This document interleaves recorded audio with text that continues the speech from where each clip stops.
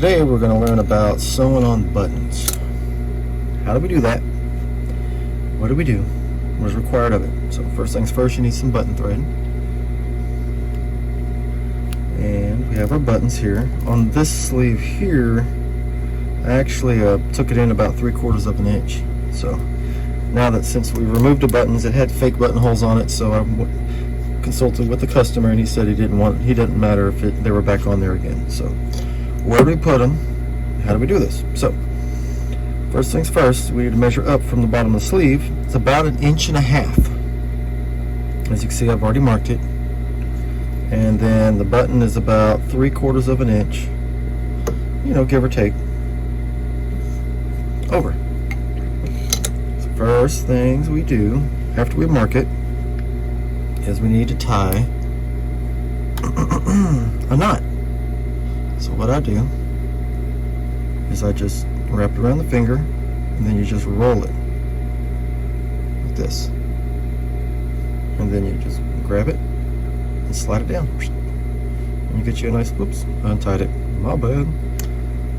Well, you roll it and pull it like that. See, we have a knot. Depending on how it lays, sometimes I snipped a little bit off because it still holds good. So we got a good, decent size knot here. First thing we do is we know our knot's going to go here, right here in this point. This is just the top layer. We're not going all the way through. See? You don't see the needle there. Just the top layer. That's where that knot sits. And then slide the button on. Slide this back a little bit.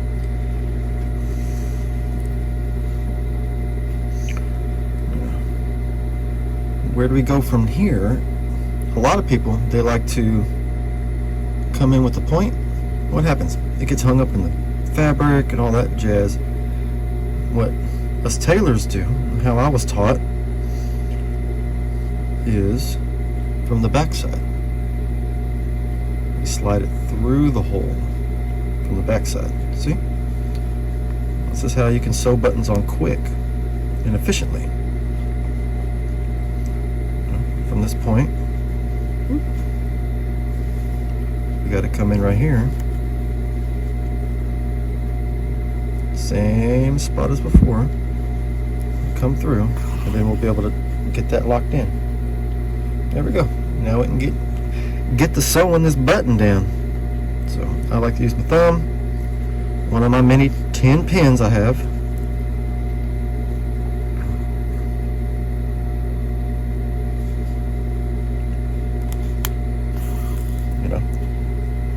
We're not cinching and wrenching it down really tight, you know. It's just snugly, you know, 2 or 3 passes, maybe 4, in one direction, and then we're going to change direction. So I'll call that one good.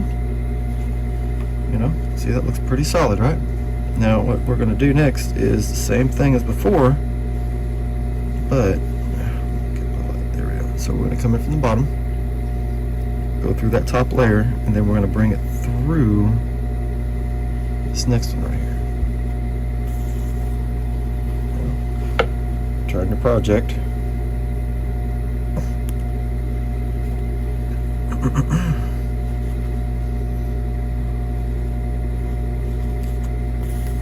You can see how fast sewing a button on is. So we'll slow down so you can see it. Here at the bottom. This will be the good second one here.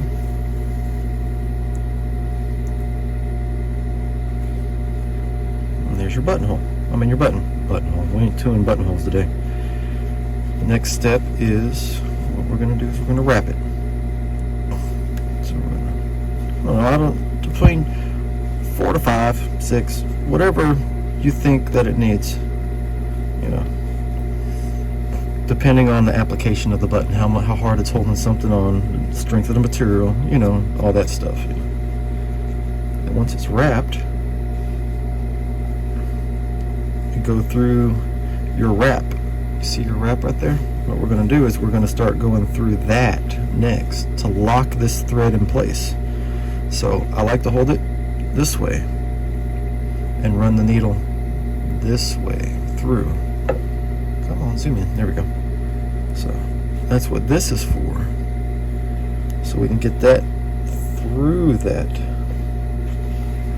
So whichever direction you're coming through at, do it from different directions. I like to do it from different directions because it gives it a randomness and sorry, I bumped my tripod. So it allows it to lock in place. Let me bring this here. You can see it's coming through just in between the button and the material. You do that 2-3 times and that button's locked in there. One other thing you could do if you feel like you need to, or depending on the button's application, is you can go through one more time and then just do your knot. 1, 2, 3, lock it down tight, hold this end and slowly pull it through so you don't make any other knots. And there you go. It's cinched in there, it's locked down, and that's it. That's how you sew a buttonhole on.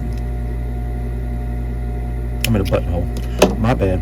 A button on. I don't know why I keep thinking of buttonholes.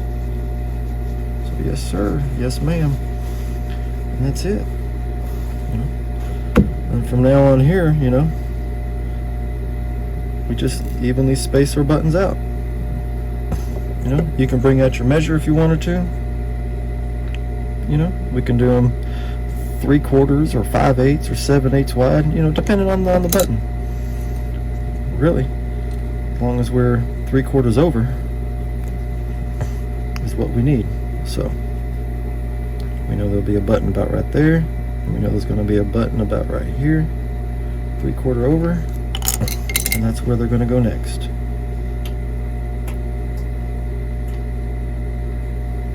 Then we just evenly space them out.